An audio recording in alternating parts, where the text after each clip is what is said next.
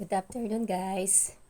Yan. So, meron akong gustong i-share sa inyo about ito sa isa parcel na ating ino-order sa mga Shopee and Lazada. So, ngayon, nag-deliver dito sa bahay yung rider. And then, hindi in-order ko sa kapatid ko. So, hindi ko alam, nagmamadali ako kung kinuha yung parcel. And then, sabi ko sa rider, naku kuya, buti inabot mo ko, aalis na ako.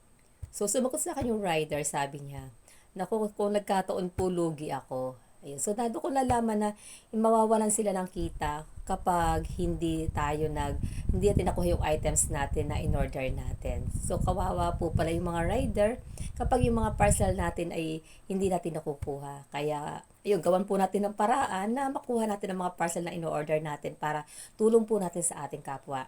Okay? So, yun lamang po may share ko sa in this afternoon. Thank you and God bless.